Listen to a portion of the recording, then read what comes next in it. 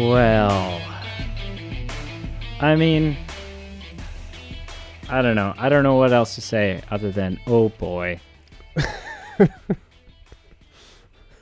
do you mean? Like, I mean, it's like Christmas. I mean, you know, I feel like I've served my sentence. I've done my time. Right. A pretty lengthy I have. sentence, like a almost never ending sentence. At times. At times there was not a lot of light at the end of the tunnel. At times parole did not seem like something that was going to happen. Right. Often. It felt that way. But I'll say at times we made it. At times it felt like we should just give up. Yeah. Just like parenting. I think it's But if you stick it through, you know, then it's worth it in the end. Oh, for sure. And I feel that we should never compare watching the James Bond series to parenting. Unless you're whoever Donald Trump's parents were, in which case you should have given up. You should have just, out with the dishwater. Anyways, James Bond series. Welcome. Yeah, episode 19. Welcome. Yeah. Good Lord. Moving been right that along. Many? That would have been so that's perfect. a lot of episodes. It would have been so perfect leading right up to the new one, but it got postponed, unfortunately. Son of a gun. Mm-hmm. I blame you. Me? The listener. Oh. No, the listener. Yeah, let's blame them. I don't know why. Yeah. So if you're new to our 007 series, the way this shiz works is we are reviewing all of the 007 films leading up to and including No Time to Die. This includes the non-Eon 007 films. Casino Royale and Never Say Never Again, which we have already done, for better or for worse. Mm-hmm. And yeah, we rank the films based on 8 different categories, and then we take all those scores and we average them, and we use that number to rank that 007 film among the rest in terms of what the quintessential 007 film is. And yeah, there's been some laughs. There's been a lot of tears. Mm-hmm. A lot of tears. A lot of fetal position. A lot of rethinking our lives. Yeah. Yeah. More so than usual. Mm-hmm. But we're here. We're here. And we have said goodbye to Roger Moore. We've now said goodbye to Timothy Dalton. Mm-hmm. On to Pierce Brosnan. Yeah. In Goldeneye. On to Pierce Brosnan and on to the 1990s. Goldeneye, the title that is almost more famous, not for the film, but for the N64 counterpart. Was basically like the grandfather of all first-person shooter video games. Right. Everybody played Goldeneye. Right, yeah. Right. So let's get into this. Let's do it. Yeah. Further ado. Mm-hmm. Now, I want to say first, before anything else, Sure. I did something that I never do. Okay. Normally, when I'm ranking these categories from 0 to 10, Sure. excuse me, I just go with my gut. Okay. I don't give them any second thought. Yep. I just, what feels right to me, and I go with it. This time around, I spent a lot. I really wanted to make sure that I wasn't just being trigger happy. And so I went back and I kind of, really contemplated a couple of the categories. Wow. Because it either seemed like they were scoring way too low or a little too high or, Yeah. And I'm happy to say that among a bunch of contemplation, I didn't change any of my answers. Oh, wow. Which I think just increases the credibility of the answers, because had I gone in and changed them, then it's just like, it's like test answers, where you did get the right answer, but the more time you spend looking at it, you start second guessing yourself, you change it, then you get the wrong answer. And they say... So I stuck with all the original answers. Yeah, they say always go with your initial gut answer. You know, so... Exactly. Yeah. Exactly. Should I start a movie podcast with a guy named Pete? Sure. Don't overthink it. Just do it. Let's just do it. Don't use logic. No. Go for it. Yeah. So the first category is plot. Yep. I gave this an 8. Oh wow. Which is high. Have you ever given as high a score? I have given as high a score. Okay. But not for plot. I'm not typically wowed by the plot, or I have trouble following it, or I find some reason not to like the plot. Sure. I think, and this plays into a couple categories, but having the villain be the turns out not dead former partner, I mean, that's just so good. Yeah, it is. Right. And Goldeneye itself, the threat of Goldeneye, what Goldeneye is, right? A good old-fashioned EMP, basically, is what we're dealing with here. Yep. But on a 007 feeling scale. On a planetary... Regular EMP, yeah. Regular EMP, bring Tom Cruise in to deal with that. But this... Shade thrown. Goldeneye requires Pierce Brosnan. Yep. And so I was just right in it. I was like, yes, okay, I care. I'm interested. I don't need to understand any politics. I don't need to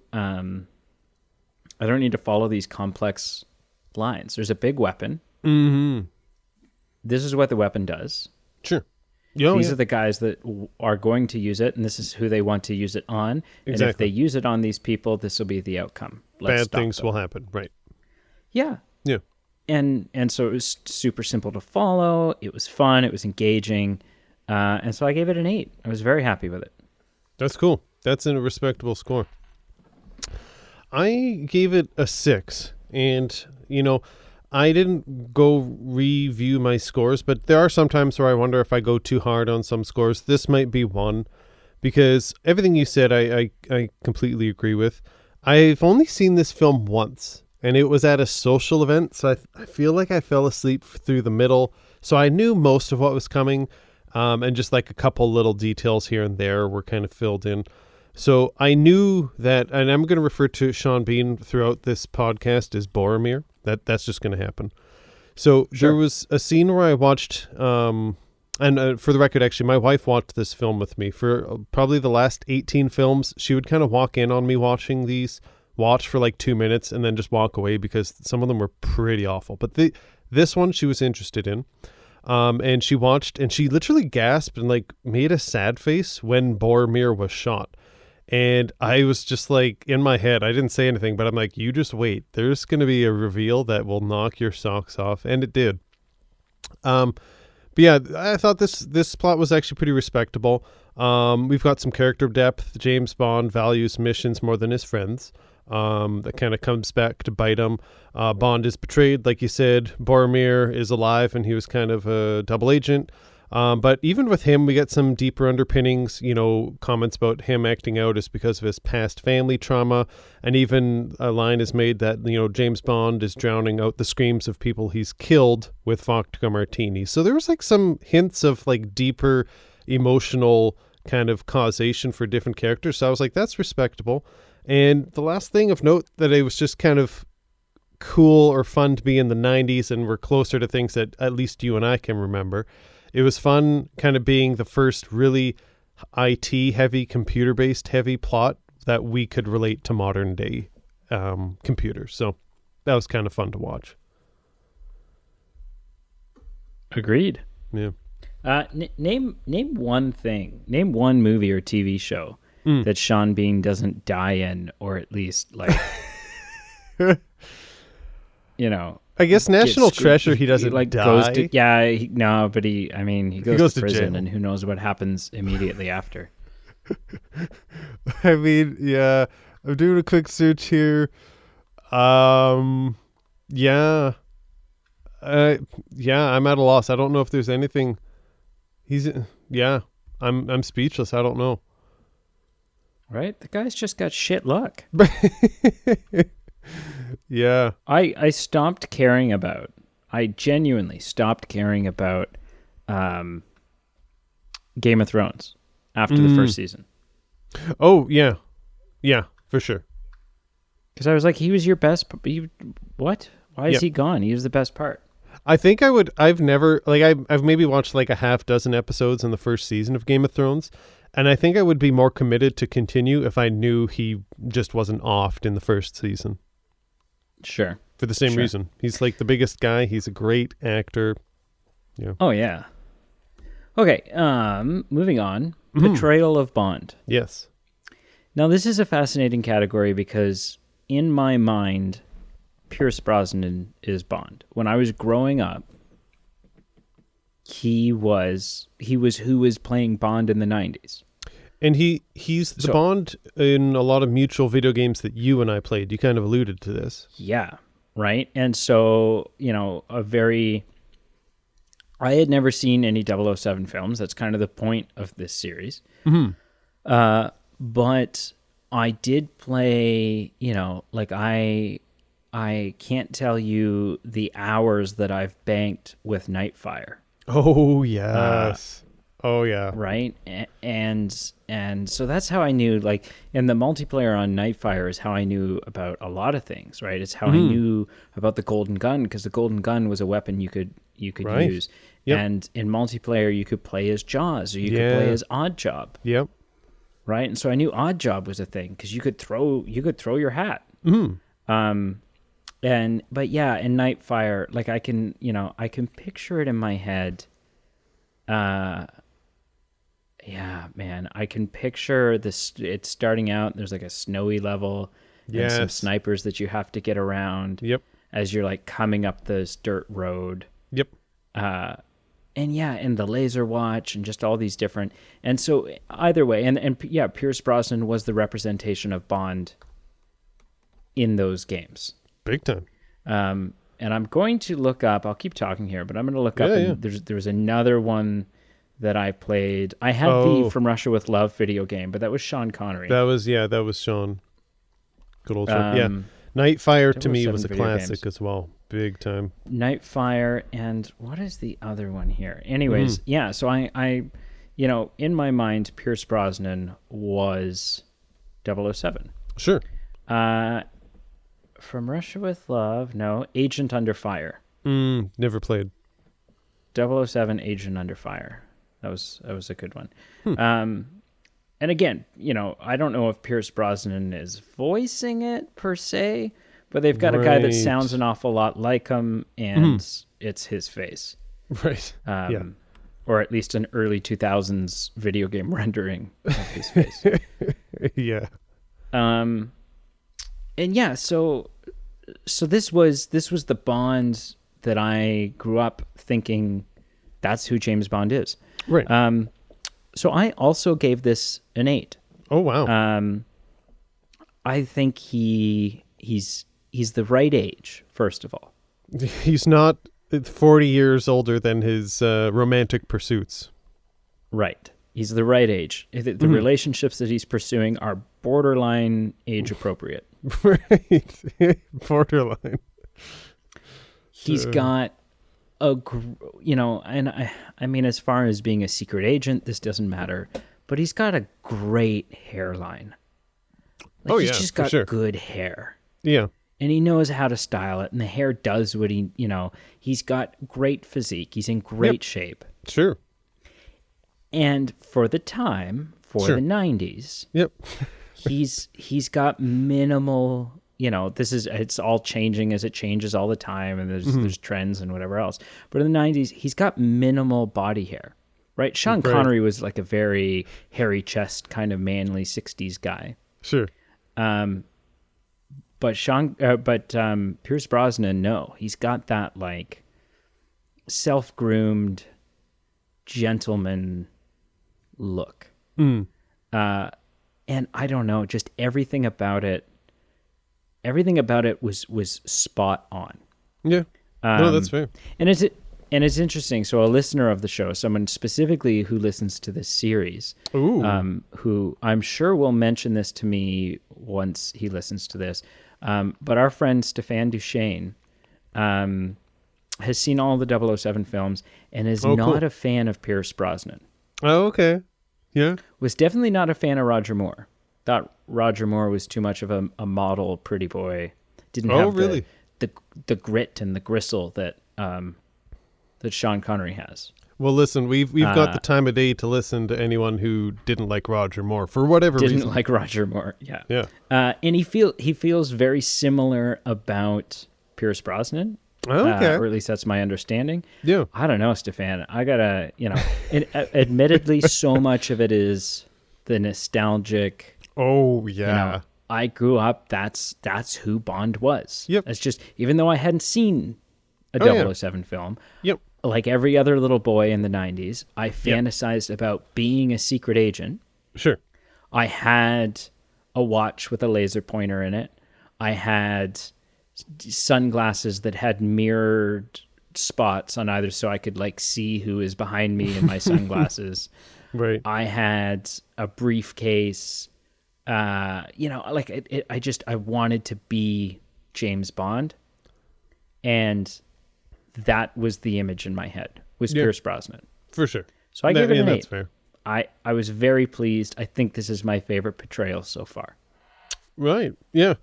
I would mirror the sentiment that I am so refreshed to have this kind of childhood who we thought James Bond was, and whether or not we like Timothy Dalton, we've watched 18 films that we were just wanting to get to this point. So it was refreshing. I gave Portrayal of Bond a 6, and it's not that I didn't enjoy Pierce Brosnan. I still do like Pierce Brosnan so far. And I think I might just warm up to him a bit more once we get to the episodes of films that I grew up with. I didn't really grow up with Goldeneye. I think the reason I didn't give him a bit higher was he seemed a little bit more inappropriate and pushy than I remembered. And, I get it. He's James Bond, so he's not going to always be kind of on the straight and narrow. But there was a couple times I was like, that was a little pushy. Like, that was a little Sean Connery-esque, but... not enough that I gave him a bad score. He's not necessarily going to open the door for you unless he thinks you'll drop your panties as a result. Right. There was one scene where it's the opening scene where he breaks into that like Russian base or whatever you'd call it, and there's the bathroom stall with the Russian sitting on the toilet, and he's reading the newspaper, and James Bond is like sitting. Or no, he's not sitting. He's like hanging inverted from the ceiling. Spider-Manning his way in. And like you're seeing this guy read the newspaper till he puts the newspaper down, and then James Bond's face is there and he's like, beg your pardon, forgot to knock. Yeah, and I was just curious, like, how long was he willing to sit there to surprise the soldier? Like, was he willing to sit there for like 10 minutes just to have that kind of one-liner? Or as long as it takes. I mean, like, how much is he willing to sit through is what I want to know. Like, yeah. The only thing for I loved that scene. It was, don't get me wrong. It was a great cinematic scene just from the reality of it. If I'm there, I'm probably just going to knock that guy out and move on with my task. Sure. The last thing I want to say about Portrayal of Bond was just maybe part of the reason why I gave him a 6.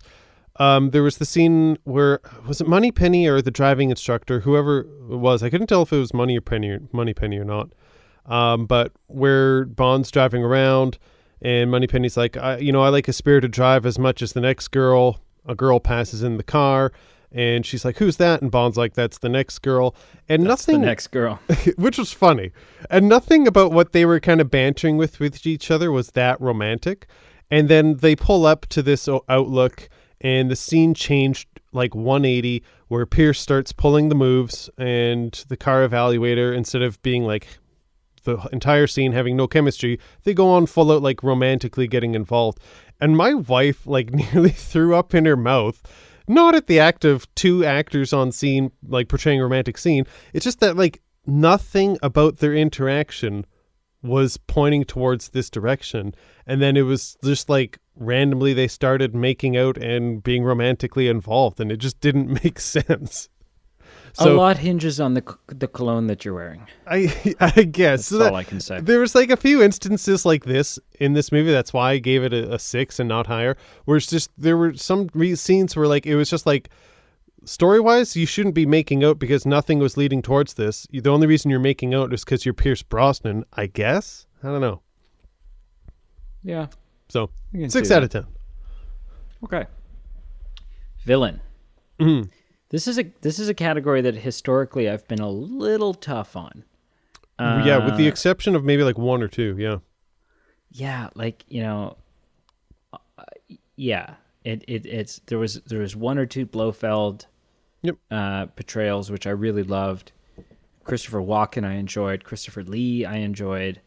And Dr. No had all kinds of potential, but I just didn't get enough of them. Yeah. And so it's a category that I said last episode has been kind of tainted for me because you really got to bring it. You really got to be menacing and maniacal and a villain worthy of sending Bond in, not just a drug dealer, not just a human trafficker, not just, not someone that the government or the police or something should be dealing with. So, right. For the first time in this series, what?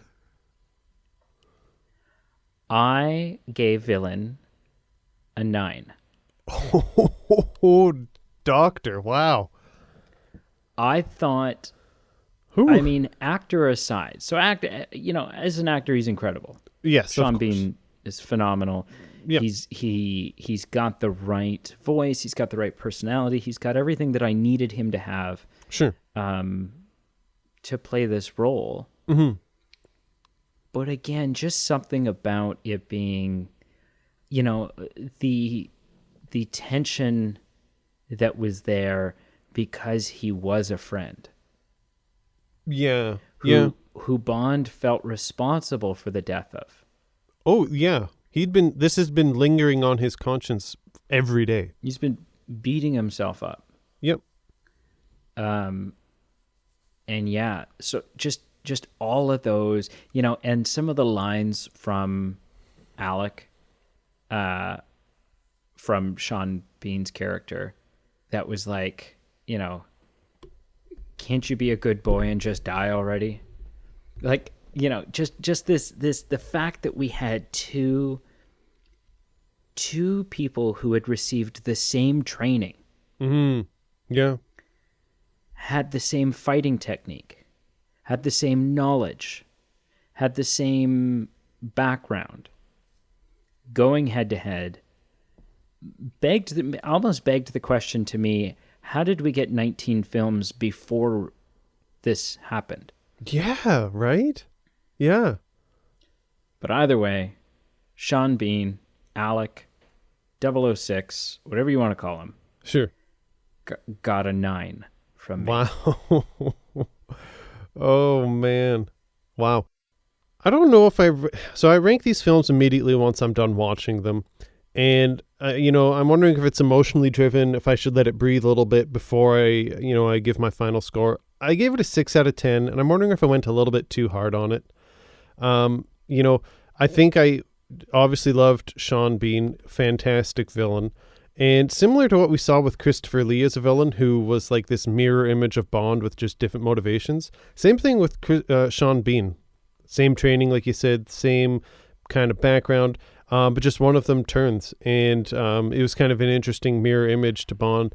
I think just the only reason I didn't give him higher was I was kind of comparing it with the great villains that we had so far. There's not many, but with Christopher Lee and Christopher Walken, I gave them a kind of a higher score. Again, I think I went a bit too hard, but a 6 out of 10 was what I came up with. Cool.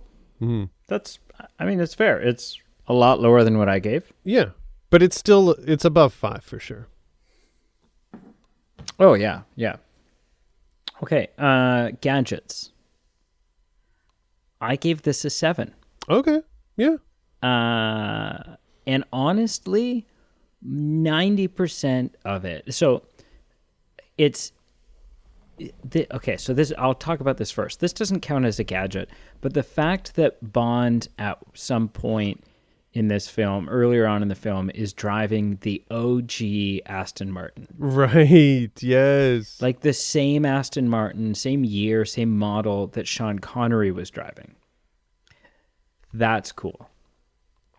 Right? And doesn't end up becoming like his main car, his spy car. But it's a nod. It's a nod. But it's just a great nod. Yep.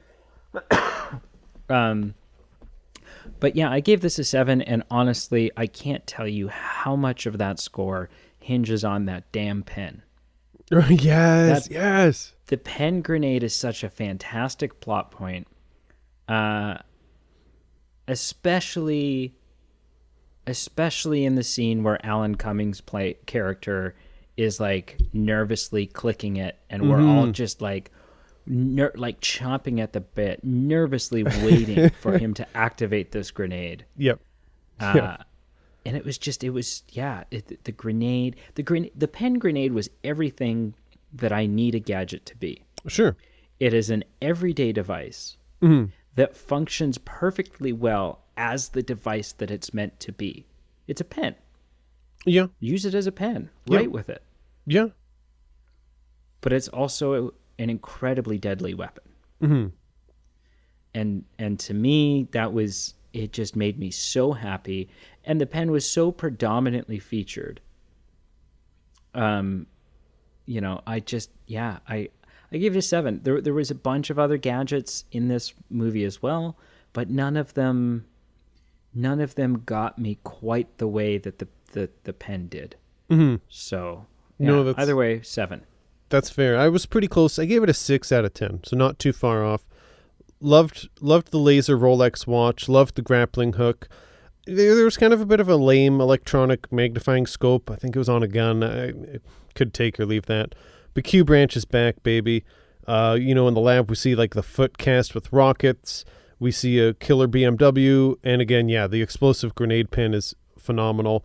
And just some funny kind of circumstances in the lab where, like, in the background, do you have like a worker go in a phone booth and like kind of an airbag goes off, and it's just kind of this running gag throughout the scene.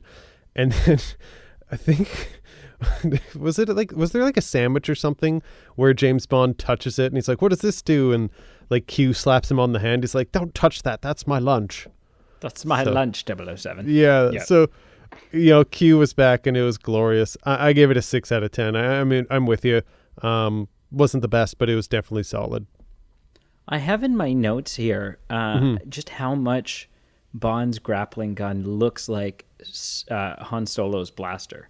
Interesting. Like I saw it and I was just like, okay, Han, they may have reused the prop. It was pretty spot on. Yeah, fair enough. Fights in action. Yes. I also gave this a 7. Okay. Hand-to-hand stuff, gunfire, like hand-to-hand stuff between Pierce Brosnan and Sean Bean, incredible. Lots of gunplay, lots of explosions, high-speed car chases. Mm-hmm. It was an adrenaline roller coaster. Oh yeah. To watch this film. Mm-hmm. Buildings crumbling. The movie starts out like, oh my gosh, the opening sequence with Bond where he bungee jumps off the dam. Yes. Yeah. Was reminiscent to me of something that I played in one of the 007 games where you have to do something very similar. Yep. But yeah, man, oh man. Like, I gave it a 7. This may have been a little harsh. It may have, I think I maybe could have given it an 8. But I was trying to leave some breathing room for, bigger installments that are to come. Mm-hmm. But yeah, man, 7. I have no bad things to say about the action in this film. Yeah, no, that's fair. Again, I was really close. I gave it a 6. The only reason I didn't give it higher, there were some sequences of CGI and some action sequences that didn't quite age well in my books or didn't go gracefully into the night. But honestly, we're into this modern day kind of category of James Bond films, so the action is better. And although there were still sometimes there was corny, it was either always funny or entertaining or captivating. And, you know, when I say corny, like there were just some times where the film intentionally leans into it. So there were some slapstick things and it was still just fun. So that aspect did not age, like it aged well is what I'm trying to say. But yeah, sure. Dang, what an opening scene where he bungee jumps off that weapons facility. And that insane opening action sequence where he like free falls off the cliff into a falling plane and survives. Just, it was I mean, yeah, it's silly. And of course, like a capital N for Nope as far as realism, but just, it was still a fun opening sequence. And just down to little things that we've come a long way. Like he escapes from a jail cell, but it was reasonable. Like it wasn't like the Sean Connery days where there's like a 6-foot tall air duct that he escapes through. And it's like, why is that in a jail cell?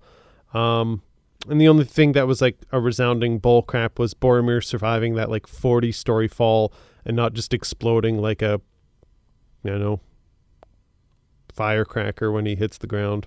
Firecracker. I know. Full of tomato He's paste. laying on the ground and he looks like, you know, there's a little bit of blood coming out of his mouth. Right. So he looks like maybe he's just had his wisdom teeth out. Again, with the wisdom teeth. I know. Like, my wife and I just looked at each other and we were just like, nope. No. Nope. I'm gonna argue with you. I'm gonna say that the whole free fall airplane thing, instead of getting a capital N for nope, yep. I would give it a capital U for unlikely. Okay. Plausible. Yeah, that's fair. But actually, I don't know if that's fair. Unlikely. I mean, maybe like, yeah, emphasis on the unlikely. Could happen. Okay. Bond girl. Mm-hmm. I give this a 6. Okay. You know, I almost would have preferred if confusingly kinky, fetish, strange, please bite me so that I can bite you back, villain woman. I almost would have preferred it if she was the Bond girl. Oh, yeah? As uncomfortable as she constantly made me. Constantly. Every scene she's in, I was like, oh, man. Every time, like, even if she'd look in a certain direction, I'm like, oh, boy, what now? There was 50 shades of vibes all over that. But, yeah, I don't know. The Bond girl, I liked last time. I liked the CIA agent. Yeah. That, to me, just felt a little more... like she was... I felt like this Bond girl was less capable of taking care of herself. Needed rescuing a little bit more. And you're talking about Natalia. Yeah. Yeah. Oh, for sure. And so I don't know, but no field experience, right? Six is still above average. 6 is super admirable. Yeah. That's fair. I gave it below average. I gave it a 4 out of 10. And, you know, it ties into what I said before. Just with every romantic scene, no matter who it was, Bond girl or non-Bond girl, there was such an incongruency between what was happening and what was leading up to the climax of the scene. And then there was like a randomly spicy romantic scene that just kind of bloomed, and you just kind of scratch your head and go, really? Like that's not where this was leading, but okay. But yeah, for Bond girl, I took into my scoring more so Natalia than the psychopath killer villain woman. And the only reason I gave it a lower score, not that Natalia was bad per se, she just seemed a bit forced because, you know, she wasn't really directly involved with Bond till like maybe 2/3 of the way through the film. So there wasn't a lot of interaction time between the two, and it was just pretty hollow for most of it. And it was like a little bit clumsy because it was kind of one-dimensional, and then there was like a random beach scene where Bond is kind of semi-opening up to her, but it just seemed really forced and like just not natural. So it didn't... It felt like it was maybe trying to score a bit higher in my books, but it just didn't achieve it. So 4 out of 10. Sure. Okay. Supporting characters. Another category that I'm pretty hard on. Okay. And just never really feel like I get anything out of the supporting characters in this movie. Sure. I gave this a 9. Oh, man. So let's start with Alan Cumming playing the Russian programmer guy. Yep. He's just fun. Every time he's He on is. screen, Yep. he's a blast. Yep. He's quirky. He kind of reminds me of Wayne Knight's character, Dennis, from the Jurassic Park movie. You forgot to say the magic word. Right? Yes. Yeah. He's just got that kind of feeling to him. Yep. Q is this is the best we've seen Q, right? Just this he's so. I feel like the chemistry between him and Bond now has reached its pinnacle. Yeah. Right. Please grow up, 007. Like it's so good. It makes me so happy. And Moneypenny is a date. Yeah. Moneypenny's, she's no longer just necessarily hinging on the hope that, after 33 years, she might get a date with 007. And she's got sass, she's got comeback, she's got wit this time. Yeah, that's dope. But really, the thing that drives this, the reason this gets a 9, Sure, is Judi Dench as M. Now, can you just add some clarity? Because I feel you made a reference. Was it to Q in the past where like you knew something was? So did you know Judi Dench was coming or not? I knew that Judi Dench would play M at some point. Yes. Okay. I didn't know when. Okay. I like that I liked the first guy that played M. Sure. I didn't like his replacement. Right. No. But I really love Judi Dench, and I like that they're not just trying to pretend like this, like we haven't cast an entirely different person and gender. I like that they reference your predecessor. Yeah. Yes. The person who did this job before you. Yes. Yep. This is a new M. This is a new person in this role. She's just, I don't know. It was, like every time she was on screen, I bought it. I was happy. I loved the dynamic between the two of them. For sure. Particularly the moment that just, instead of just being, M being this disapproving, grumpy kind of cold, calculating, get off my lawn kind of old 007, man. Get out of my office. Yeah. Yeah. This line. The line when M looks at Bond and says, "You don't like me, do you? You think I'm an accountant, this, that, and the other thing, that I'm calculating, that I do this, that, and, whatever." And Pierce Brosnan says, "The thought had occurred to me, yes." And she said, "Good. Because I think you're a sexist, misogynistic dinosaur. A relic of the Cold War whose boyish charms, though wasted on me, obviously appealed to that young woman that I sent out to evaluate you." Like, and, yeah, if you think, and there's another line following this where she's like, if you think I'm afraid to have someone die or something, then your evaluation of me is dead wrong. I have no compunction about sending you to your death. I just won't do it on a whim. And like she just put him in his place. And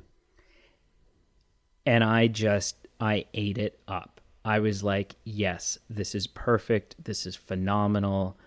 It excites me that I do know that although Judi Dench's involvement here creates a weird continuity situation. Oh, for sure. Only because up until this point, and up until Die Another Day or whatever it is, the final Pierce Brosnan one, right? From Dr. No until Die Another Day, those are all one long line of continuity. Yeah. More or less. They're all the same. They're all meant to be the same Bond. They all reference, they'll reference the same marriage. They'll reference other films as past events in Bond's career. Loose. And It's loosely, loosely, yeah. It's kind loosely, of a but- fine and they- line between a continuity and kind of a reinvention every time a new Bond comes. It's not like a clear cut, but I get what you're saying for sure. Sure, but they all they will nod at the past ones, and they all kind of, just sort of ignore the fact that, yes, it's been 35, 36, 40 years. Yeah. Casino Royale, Daniel Craig, this is a hard reboot, right? Yeah. Because Daniel Craig, it's an origin story, it's a new Bond, it's a new... Mm-hmm. It's we're starting over. Yeah. Which is why it doesn't make sense. It makes me happy because I love the portrayal. It doesn't make sense that Judi Dench continues as M in the Daniel Craig Bond films. Right. I'm not complaining. Yeah.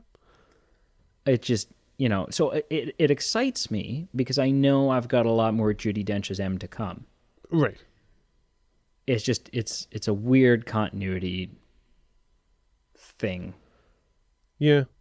I hear you. But I guess it's no different than, really it's no different than bringing James Earl Jones back to do Mufasa in the Jon Favreau Lion King.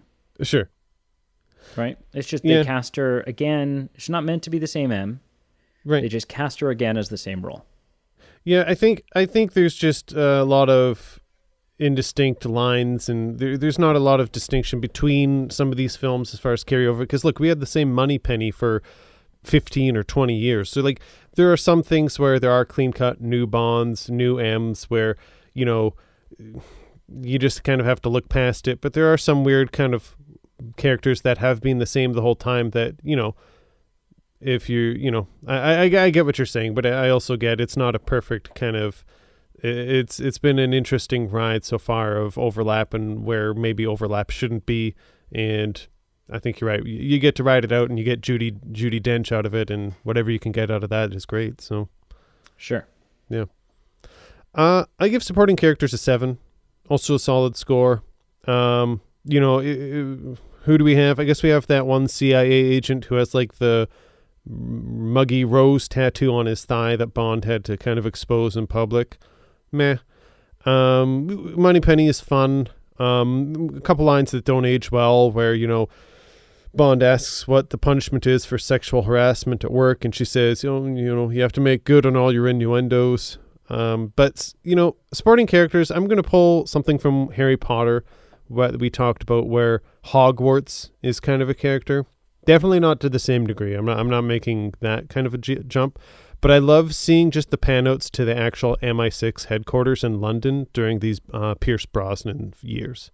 It's just a bit different than all the prior films where we're in M's office and it's just the office. Like, we get to see his desk and a filing cabinet, and that's it. I love seeing just the headquarters. There's something kind of, maybe it's just nostalgia, but also it just kind of feels like just a bit more richer to me, and it's almost like Hogwarts being a character. Same with the MI6 headquarters. But yeah, loved the new Moneypenny, loved the new Q, loved Dench. You kind of hit on all the points that I wanted to. I love the conflict between Bond and Q. You can feel that tension, and I just love it. It basically boils down to analytics versus instincts, a constant battle, no matter what profession you're in, no matter what field of work, what field of life. There's always kind of those two butting heads. And yeah, just everything from making comments to predecessors to even just the tension that was kind of building up throughout their interaction with each other. Loved it and looking forward to watching more of it. So yeah, a 7 out of 10. One complaint that I did have was it was clearly not the same office for M. I would have loved to have seen that double padded door office for M. Okay. And it was clearly, this is the first time that we've clearly had an entirely different office. A much more, like, sort of, the office got a very modern update. Yeah, to it, for sure. But, yeah. Bond song. I gave this a 6. Okay. I thought it was above average, below awesome. Here's my question, though. Like, what is the rating of this film? Is it fair to assume this is PG-13? Oh, I think so. Okay. I'm What pretty I sure. find really fascinating, and I've brought this point up in the past, it's been just as accurate, just as relevant in the past, but I felt like it was particularly blatantly obvious this time. Mm. In the Bond sequence, the Bond song sequence, Yep. although these girls are typically lit from, they're always naked girls, and they're always lit from behind because it's the silhouette thing. Mm-hmm. But the camera does, or the lighting and the camera, it pans around and the girls get lit from the side, and there is a lot of exposed nipple and sometimes like butt, and like there's definitely uncensored frontal nudity in these sequences. Right. Unsilhouetted, just sort of barely lit up and only for a couple of seconds. But there's definitely, you can make out that's a topless female, not just the silhouette of one. You can see, and I'm just amazed that doesn't somehow impact the rating of these films. Yeah. That's not enough. Having a bunch of naked women dancing around in this opening scene for 3.5 minutes Right. is not enough to put To this warrant. on the shelf with American Pie. That it's not, Yeah. it doesn't become an R-rated film just from that opening scene. But yeah, I gave it a 6. It's not catchy like Goldeneye No. or like Goldfinger Goldfinger. was. Yep. It sure as shit is no Live and Let Die. No. I'm predicting. I don't know what any of the upcoming songs sound like. I have listened to the No Time to Die one a couple of times because it's Billie Eilish, and I find her really fascinating. And obviously, we all know Skyfall. My guess is Skyfall will be the next one that I rate really well. Sure. Because it's just, it's synonymous with Bond now, right? We all know Skyfall and Adele. Oh, yeah. So yeah, I gave it a 6. It could have been a lot worse, but did leave something to be desired. Yeah. No, that's fair. I gave it a below average. Just to me, it doesn't really resonate. I gave it a 3 out of 10. And, it wasn't for lack of star power. Tina Turner is a pretty big deal. But just for me, I didn't grow up with it, so there was no nostalgia to kind of boost its score. And when I watched it, it just kind of fell flat a little bit. It had the correct vibe, the correct feel for 007. Just for me, not the best, not the greatest. If someone twisted my arm, I maybe could have given it a 4, maybe a bit higher, but 3 out of 10 is what I settled with. Otherwise, the soundtrack through the film was great. We're past that desert of the garbage chase scene sequences from like the 60s, 70s, and 80s, where I scratch my head and go, why aren't we using the 007 theme in these chase scenes? We're there now. We're using the theme, our bread and butter. So the soundtrack throughout was great, but the Bond song I gave a 3 out of 10. Cool. I have some pretty category. serious one-liners that I have to cover. Okay. The first is, I actually have a fire emoji next to it. So it's M, where she drops the line of, unlike the American government, we don't like to get our bad news from CNN. Yep. And I was just like, oh, ayo. That was so good. It's not so much a one-liner. Well, it was a one-liner. It wasn't the best. It was just more, again, the reaction of the person I watched it with, where the psycho murder chick dies, and Pierce Brosnan goes, she always did enjoy a good squeeze, and my wife literally like dropped to the ground out of frustration and exasperation. It was kind of a funny. I wish I'd been there. Oh man, I wish I had videotaped it. It was a lot of fun. The last line, I don't know if I like it or not, but it's definitely worth mentioning, where the crazy psycho chick goes, you don't need your gun. And Bond goes, that depends on your definition of safe sex. That's a great line. For Bond. For Bond, it's a great line. It was in the trailer, too. Oh, is it? Okay. Yeah. Yeah. Great line. Oh man. Okay, so boy. if I take everything Yep. and I tally it up, Sure. so my lowest score to date 'Kay. is for Never Say Never Again. Oh, man. And I got a flat out 3. My What did- highest score to date Yeah. What's your highest? is a 6.5, Okay. and that goes to The Man with the Golden Gun. Yep. Yep. So up until this point, I think Man with the Golden Gun, Yeah. best offering. Best, if you can only watch one, Sure. watch Christopher Lee in The Man with the Golden Gun. Yeah. Yep. Goldeneye receives a 7.5. Whoa! So one full Whoa! mark higher, What? making it the clear leading champion when it comes to quintessential Bond films. So up until this point, if you can only watch one Bond film, watch Wow. Goldeneye. So if the podcast ends tomorrow, so like if this is the last episode we make, this is the film that you say to people you Then have I to would watch have to Goldeneye. recommend. Yeah. Yeah. Wow. Yeah. That's And- crazy. And you know what? I've Yeah. got no... I don't look at that and go, is that how I feel? No, 100%. That seems right to me. Wow. Not only is it the best one I've seen, Yep. but it's the best one I've seen by A lot. by a noticeable margin. Yes. Yeah. Wow. Oh my gosh. I gave it above average. I give it a 5.5. So respectable. So That's not the winner for you. not the winner, but I score a lot of these pretty low. So of reference, it's either third or fourth place out of 19. Okay. So, it didn't win, but it's close to the top. So if, Okay. it's not a slight on it that it got 5.5. I have a piece of trivia for you. Ooh. Okay. How many do you just have the one for me, like normal?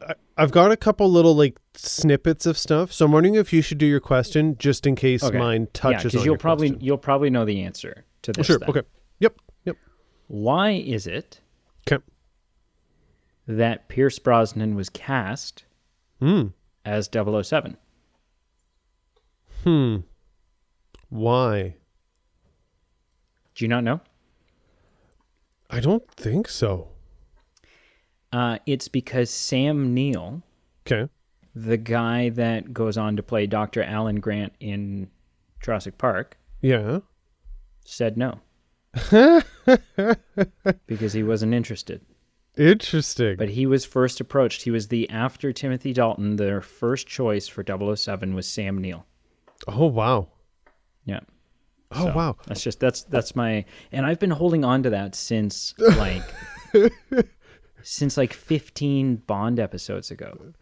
Because To be honest, there was one where it was like, why was Sean Connery, why did George Lazenby come in? And you're like, oh, because Sean Connery didn't want to be typecast. And I was like, Right. ooh, I've got I've got a Pierce Brosnan one. And you're like, well, okay, let's sit on that. We'll get to that. Sit when it on comes. that puppy. So I've been like the start of the summer. Oh man. I've been sitting on that nugget. I must have been eating you alive. Yeah. To be honest, I have ulcers.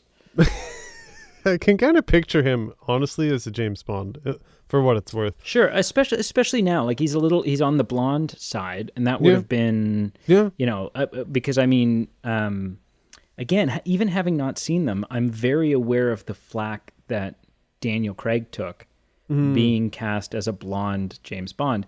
Sure. Although it confuses me a little bit because although Daniel Craig is a blonde James Bond, he's a very dirty blonde. Yeah.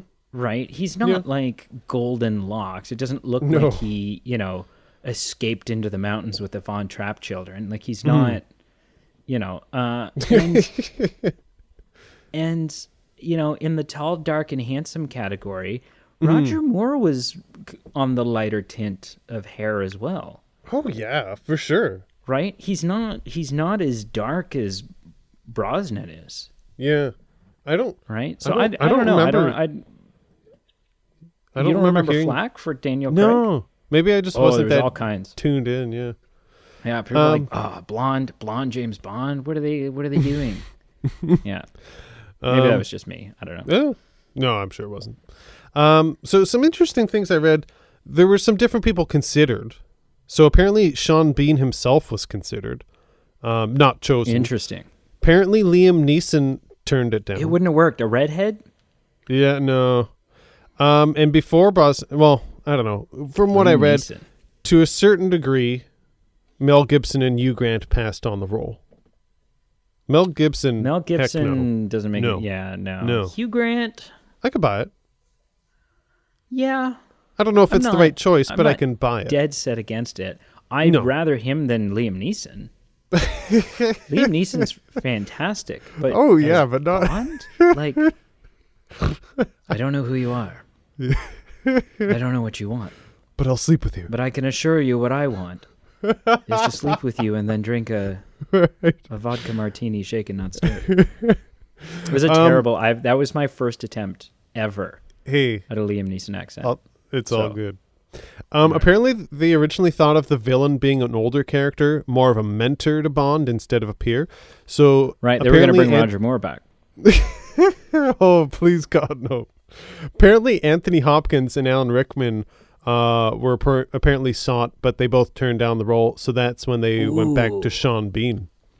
Both would make a fantastic Bond villain. I can picture Rickman big time. Yeah. Big time. Yeah. Mr. Bond. Oh, yeah, that was awful. That was terrible. Obviously. Yeah. So then this is what. Okay. So let me guess. Then this happens, and then this is going to happen, and this is your plan, isn't it? Obviously. Yeah. But Anthony Hopkins as well, right? Like he's got that, for sure. The Hannibal Lecter. Yep. I buy menacing from him pretty easily. Couple other quick things. The first James Bond to use CGI. A bit of Canadian content. The lieutenant, who was the first person strangled by the crazy psycho woman on that boat at the beginning, had a Canadian flag on his badge. And Timothy that's a little known secret about us. No.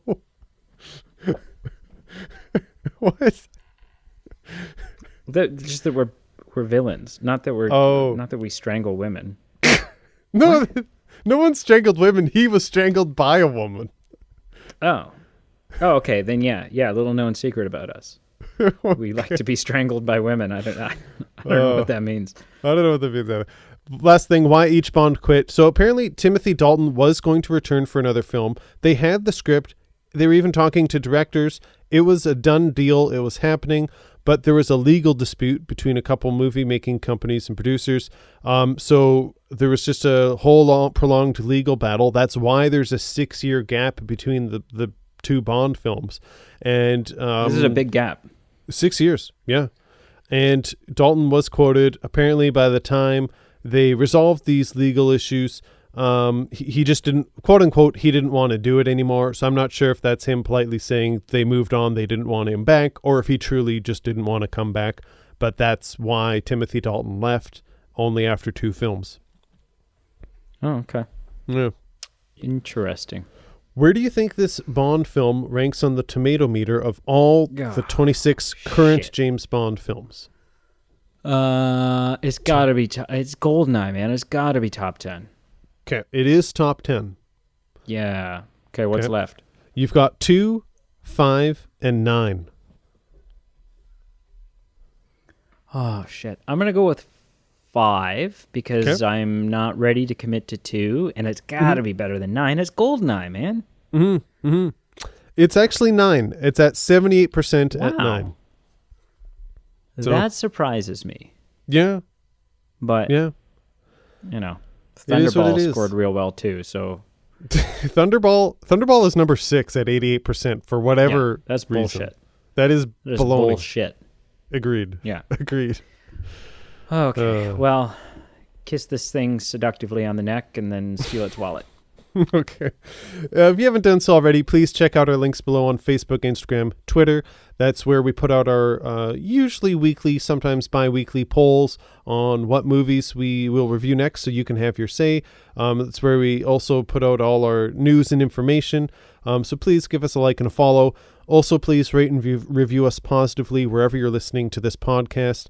You can also check out our Patreon and merchandise page below if you're interested in supporting the show, helping us pay the bills and grow. If you're not at that level of support, no worries. Thank you so much for listening. If you feel so inclined, please give us a like or a comment on this episode page. We love hearing feedback from you. I concur. Until next time, the big Bye-bye. 2-0. Yeah. Yeah, we'll be triple digits when we talk to you next. Good Lord. Triple? Good freaking Lord. Triple digits. Yeah, 101 will be the next. Oh, right. Sorry. I just meant number 20 on the Bond list. Oh, yeah. Well, I meant triple digits as far as episodes. That is also remarkable. It's something. Almost a quarter of the episodes we've done will have been 20%. 20% of our episodes will be 007 episodes. Almost half of our episodes are either 007 or Star Wars. Star Wars or Harry Potter. Oh, half of our episodes are those three things. Yeah. Basically. What are we doing? Oh.